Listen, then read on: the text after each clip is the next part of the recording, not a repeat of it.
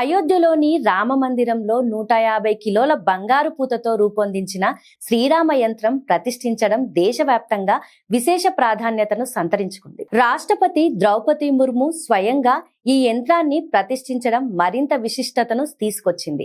వేద గణిత సూత్రాల ఆధారంగా రూపొందించిన ఈ యంత్రం కేవలం ఒక శిల్పం మాత్రమే కాదు, సానుకూల ఆధ్యాత్మిక శక్తికి ప్రతీకగా భావిస్తున్నారు.